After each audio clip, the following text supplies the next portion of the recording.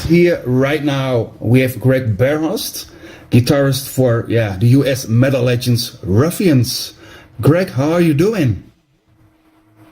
I'm well. How are you doing, Kevin? I'm doing very well, thank you. Well, it's an honor to have you here at Rock of Ages on AFM in the Netherlands. Yeah, well, I'm happy to be here. Now, you are in Aalst. Are you on the eastern part of the Netherlands, close to Germany, right? Yeah, that's true. That's true. I live in Aalten, and that's actually the same town where Angus Young lives from AC/DC.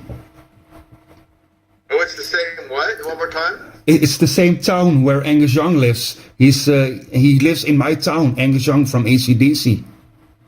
Oh, wow, that's cool, man. Yeah. I know that he lived in the Netherlands, but I wasn't quite sure where. He married a Dutch girl, right? Yeah, Ellen van Lochem. Yeah, he did. Yes, yes. So, sometimes it's like, oh, that's Angus Young, his wife. And who's that funny old guy? Oh, that's Angus, you know. So, but almost nobody recognized him here in our town. So that's funny.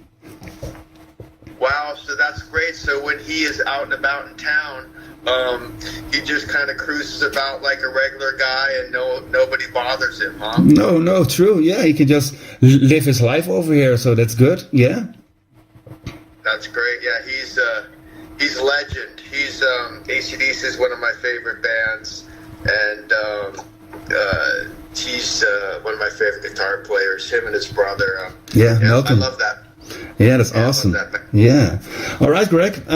Let's get to business, because we're going to talk about Ruffians, classic US metal band from the 80s, and you guys are recently back on the radar because there's an amazing vinyl release called Ruff Tracks Unearthed, released by No Dust Records here in the Netherlands, and it sounds amazing with old demo tracks from 84, 87, so we're going to talk about that later, Greg.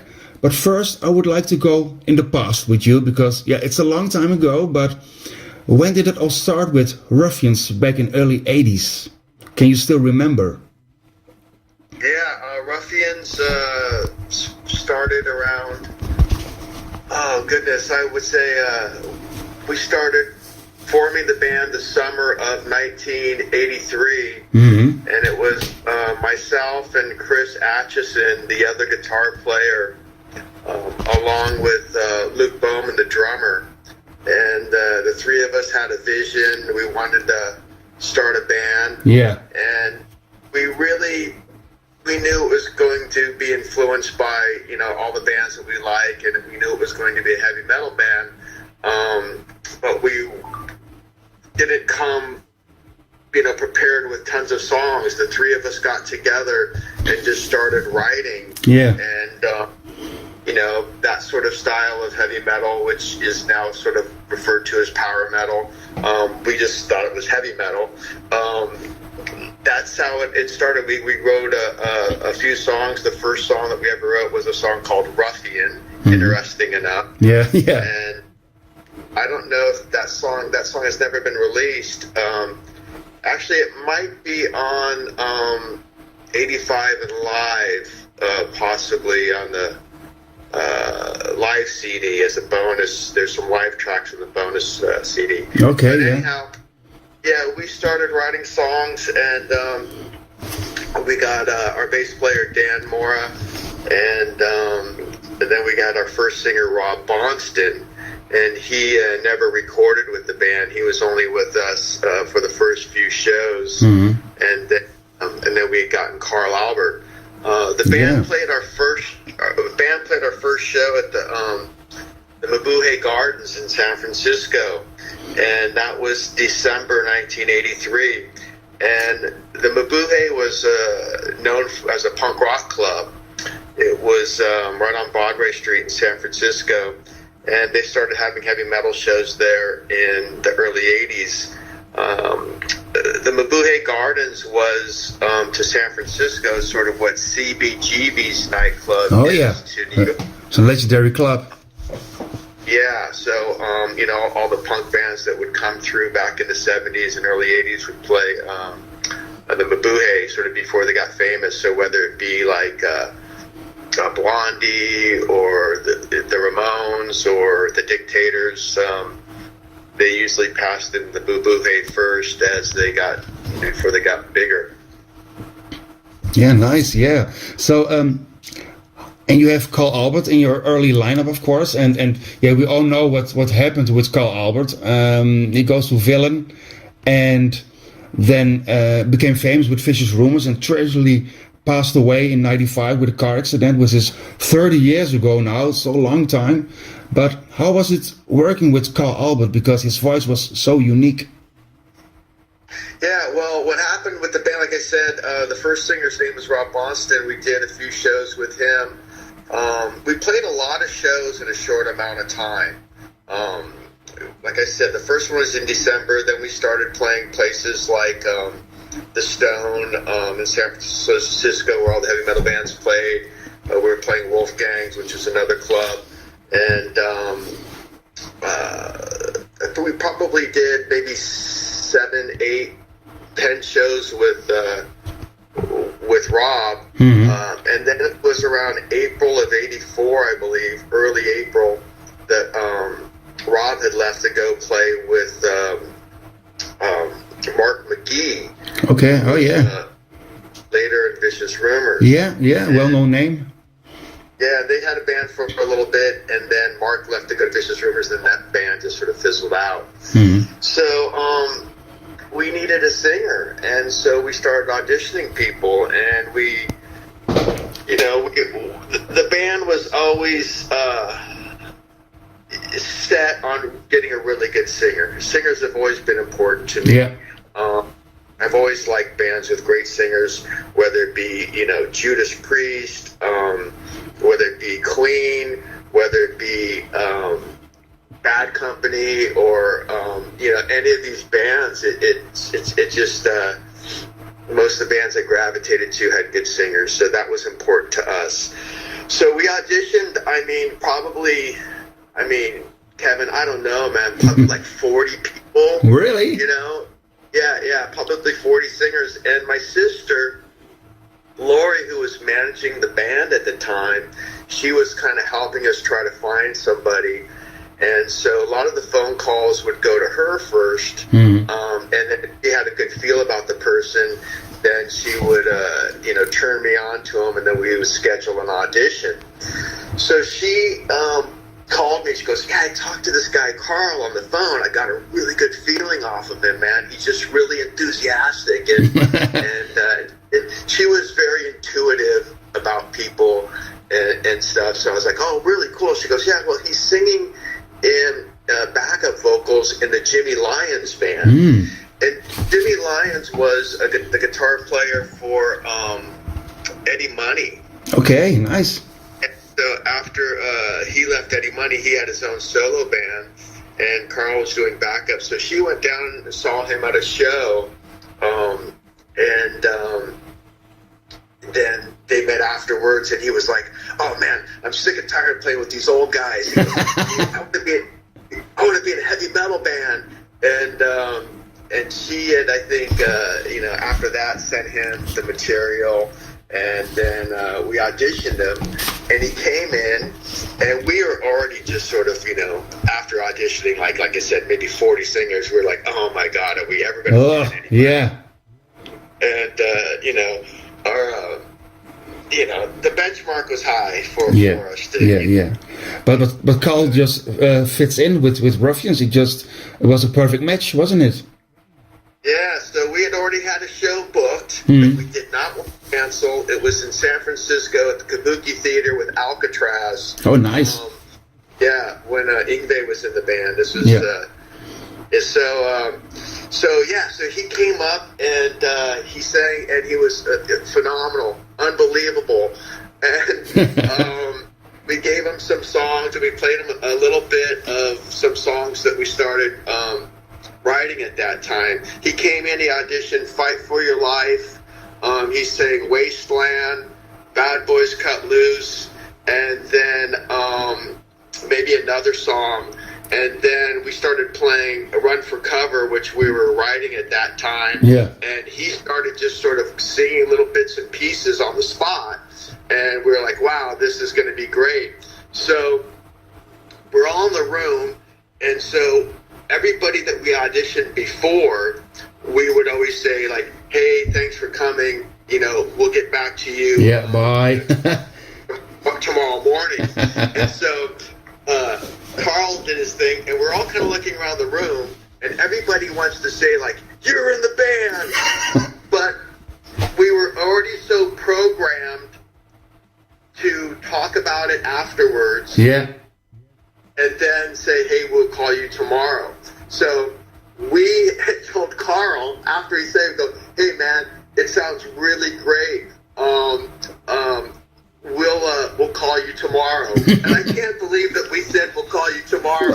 We all looked at Stupid. We all looked at each other after he left, and we said, "We should have just told the guy that he's in the band now." Yeah. Why not? Yeah. Well, funny story, man. Yeah. So we called him the next morning, and we're like, "Oh man, I hope he's into it." Yeah. And we said, "Yeah, we'd love to have you in the band." And he says, "Yeah, I'd love to be in the band." And so we played a show. Not even 2 weeks later, I think that was the first show was with him. I believe it was early May, actually. With Alcatraz, and then we just started having Lori lined up all kinds of shows for us, and playing a lot of shows, all from '84, a lot of shows, and then we wanted to do a record, and my sister was sort of talking to people and shopping around a little bit, and she was pretty knowledgeable about the music business already, and what she didn't really like about the labels was like she wasn't going to be in control of it, but they wanted the publishing, most of the record labels, and Lori wasn't a fan of giving up the publishing for our songs. So she goes, "Hey, let's just put out a record ourselves." She goes, "I'll start a record label and we'll do it." And a lot of other bands were sort of doing that, just to get on this do-it-yourself sort of thing. So she started the label. She says, "We're going to call it Victory Records," and not to be mistaken by a label that started later called Victory Records. And so we got an investor, and we could only get so much money. So she says, "You guys better rehearse really well, because we're going into the best studio over in Marin County, and we got 24 hours. Okay. And you guys got to get as much done as you can in 24 hours. And I'll get you guys a producer," and a guy named Paul Zoll, who was a drummer in a band called SVT. And the bass player in that band was Jack Cassidy from the Jefferson Airplane. Oh, yeah. And, so Paul from the band SVT agreed to produce our record, and he came in with a pre-production, and we went in the studio, and we did the album. And after playing, a lot of shows in 1984, helped us. And then we went in the studio in January of '85 to record the 6-song EP. Yeah, nice. Yeah, which became an instant classic these days. Yeah. Well, what happened with that was we went in the studio. We got there by the time, we got there about 11 in the morning, and having a drummer produce your record, he was focusing on drum sounds, and we're just like. We're sitting around like, how long is this going to go on? They took hours to get the drums for sound. Yeah. And the drums sound very big on the record, and they sound, you could hear the room. It was a great room. Yeah. There was a studio called Studio D, where bands like Santana and Huey Lewis and, recorded their albums. But we only had 24 hours. Yeah. So we started tracking like around 4 o'clock, and then things started going really fast, and we recorded the guitars. And by the time we got around to doing the vocals, it was probably like, 9 o'clock at night or something, 10 o'clock at night. And, think about it. By the time we're tracking, it's 4 o'clock. we're not getting around to vocals till 10 o'clock at night. So we did the guitars and the solos and everything in 6 hours, you know. Insane. That's insane. Yeah. It was pretty incredible. And so Carl's getting ready about 10 o'clock, you know, at night to do the vocals, and then we'd eat some pizza, some like, you know, greasy pizza, and have some beers. And then he goes in, starts doing his vocals, and he's nailing it. He's killing it. Yeah. And he's all, okay, go back and replay the chorus. And he's doing the harmony parts. And it was just, it went really fast. And I just remember going, hey, man, this greasy pizza's really working for my throat. Oh, that's amazing. So yeah.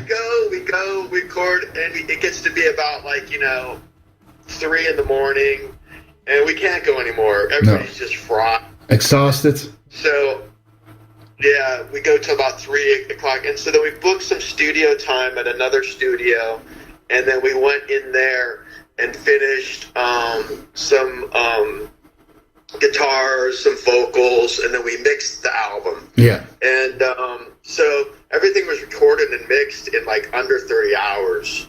So. Yeah, so it would have been really cool to have more time. I think it could have been a lot better.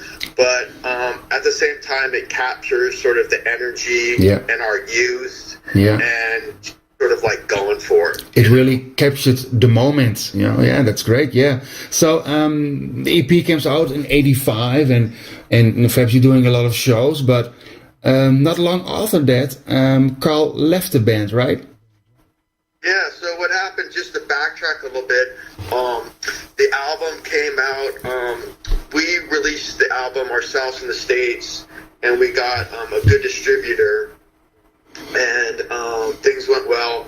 Then Lori had licensed the album to SPV, Steamhammer, Europe, and they did a great job over there of getting it throughout Europe. And then we also licensed the record to Far East Metal Syndicate, FEMS Records in Japan. I think Slayer was on that label, Burning Torme, bands like that. Yeah.